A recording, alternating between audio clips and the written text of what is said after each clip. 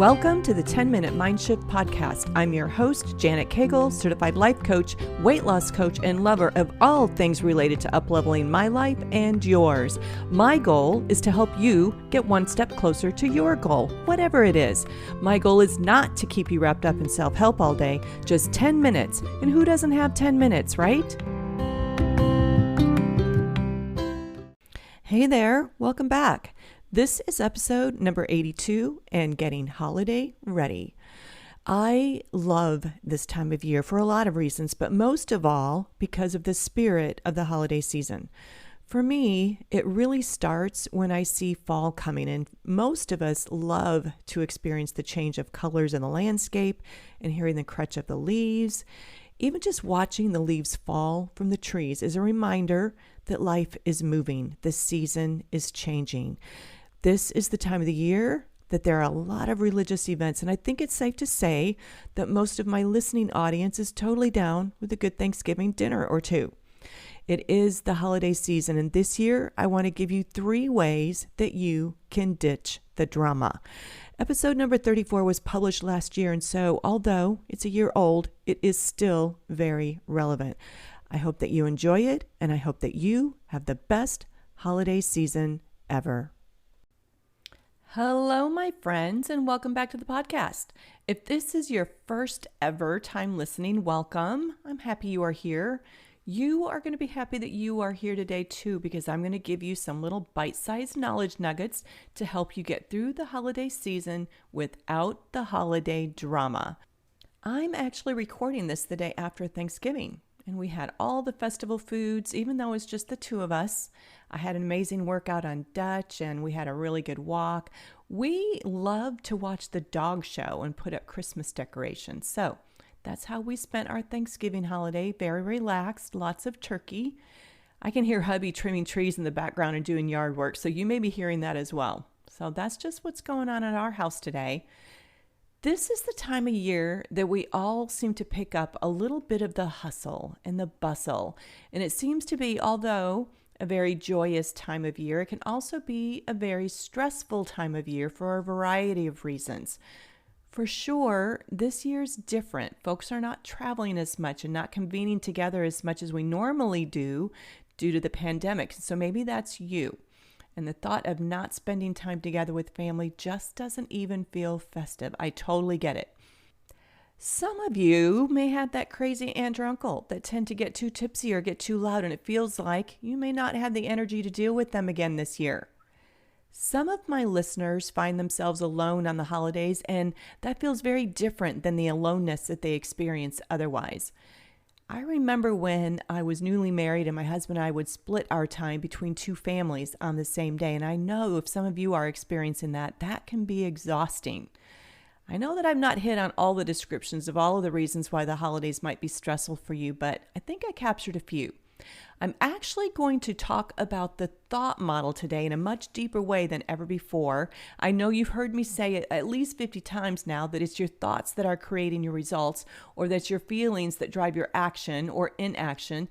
And today we're going to put it all together in a thought model.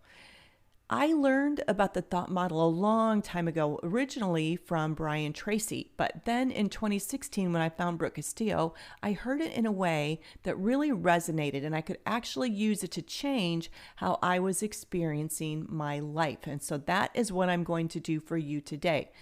Here is the thought model overview. Circumstances are things that happen. Then we have a thought about the circumstance, and that thought is what makes the circumstance good or bad, positive or negative. The thought is what creates the feelings and the emotions that we experience. Then we are fueled by those emotions to take certain actions or do things or say things in some cases, or in some cases, do nothing. Sometimes our emotions drive inaction. Then finally, we have the result that was created from our actions or our inactions. That is the thought model in a nutshell. In other words, we create the way that we experience the circumstance. Let me give you an example so you can see how it works. Let's use this scenario. Let's say hubby is being ornery and he gets snarky with me when I ask him a question. Not that that's ever happened, but let's just say, So I ask him a question and he gets snotty and snarky back, and I feel like I'm a bother to him. We might think that this entire scenario is the circumstance, but here's the trickiest thing about the thought model. Only the facts go on the C line. So in this case, I said words and hubby says words. That's all the facts that there are to this scenario, to this circumstance. My thinking that he was being snarky or snotty and that I am a bother to him, these are all thoughts. They are the story that I am creating in my brain and how I am interpreting the scenario. Me thinking that I am a bother to him makes me feel lonely. And when I feel lonely, I think about how sad that feels. And I think how I wish I wasn't a bother to him. I try to think of ways that I can just figure it out myself the next time. The result is that I am thinking I am a bother. He just said words. I am the one that gave them meaning. I created my entire experience by the thoughts that I had. This is actually something that happens in many relationships, not just partnership, husband and wife, but friends, coworkers, bosses, you name it. I know it's not pleasant when someone uses a tone, but what I want you to understand is that it's not the tone or the words that are making you feel anything. It's the thought that you are having about them. We get to decide if the thought that we are thinking is a useful thought that serves us, and if it will be the thought that will create the result that we want to experience, or if we need to decide to think differently about the words and the tone. Here is something that works for me in this scenario. I don't make it mean anything about me. I take me out of the scenario. So instead of me thinking that he is using a tone on me or being snarky to me, I just think he's using a tone, period. So what? He's being snarky, period. So what? In episode number 12, I talk about having a manual for someone and how they should behave or how they should act is like having premeditated resentment. I recommend listening to that one next. It'll be very useful. He's a grown adult. He can say what he wants, however he wants to say, and it doesn't mean anything about me. It only means that is how he chooses to speak in the words he chooses to say. I can make it mean that I'm a bother or that he's mean, or I can make it mean he's having a bad day or that I caught him at a bad time. I could make it mean that he's human, and that's how humans talk sometimes. So what? We get to decide what we want to make it mean, any of it, all of it, and we get to decide if that thought is useful and it serves us. The thoughts we have are going to produce the way we experience the circumstance. As humans, what we try to do is control the circumstance. We try to control the C line. We try to control how people show up in our lives in order for our life to be what we want to experience. That is exactly where the wheels fall off the wagon. We are not in control of how other people act. They are. We are not in control of what other people say or do. They are. And when we abdicate how we feel emotionally to another human, we are in emotional childhood. When we take full responsibility for how we feel and the experience that we create in our life, we are in emotional adulthood. So let's layer on the holidays. We are the ones who get to decide how we want to experience the holidays, regardless of what other people say or do, regardless of being alone or surrounded by family. Regardless of how we choose to celebrate the holiday, it's our choice by the thoughts that we choose to have. Years ago, my husband and I decided to stop Christmas shopping at Christmas time. We send the kids money and let them do the shopping. We don't exchange gifts either with each other. We haven't for years. That decision changed the entire holiday experience for us. But it's so funny.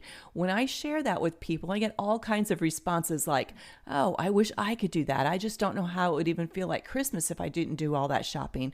Or I would be furious if my husband didn't get me something for Christmas. Or what do you do with all the time if you aren't wrapping gifts or unwrapping gifts? Here's my answer.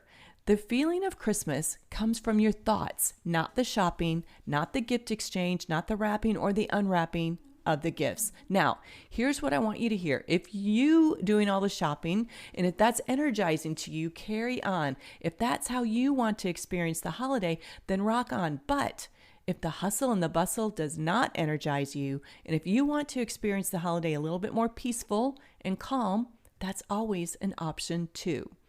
So many times I hear people say how they will be so glad when Christmas is over, or they can't wait till after the holidays to get their lives back in order. And I want you to know that the holiday and what you are celebrating is your experience to create for yourself, and it doesn't have to be something that you wish to be over. The holidays, whatever holiday we're talking about or whatever holiday you are celebrating and how you are choosing to celebrate, the holiday is neutral. It's a circumstance. In the thought model, the holiday goes on the C line. It's your thoughts about the holiday that has you feeling overwhelmed, rushed, stressed, lonely, aggravated, whatever you're feeling. And when you take action from those emotions, that creates the holiday drama that you are experiencing. This is the time of the year that offers us an opportunity to really decide the experience that we want to experience. I have a friend who was really dreading seeing her mom this week at Thanksgiving. She already knew her mom would say things like, the turkey isn't moist as it was last year, or the pie crust might have a pinch too much salt. When her mom says these things, my friend's feelings get hurt.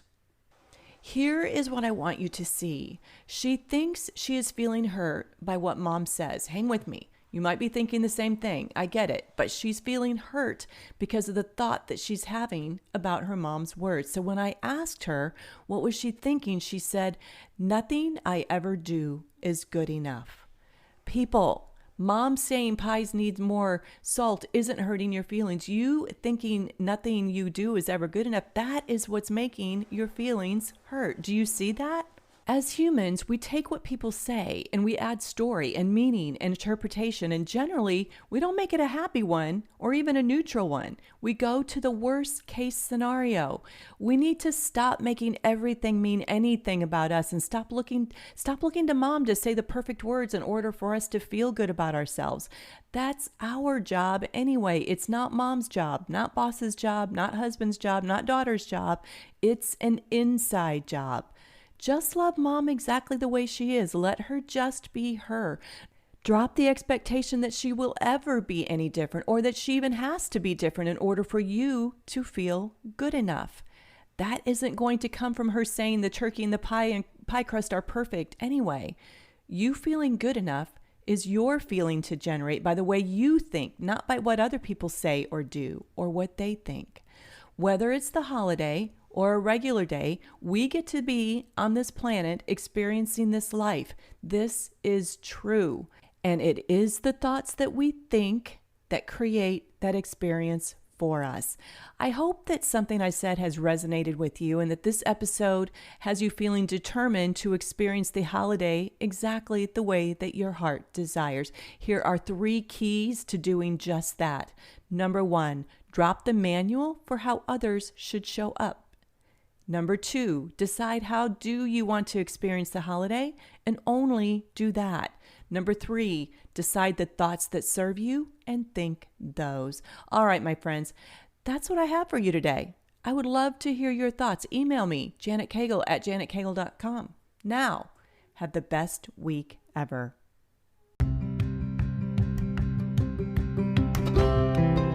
That's a wrap.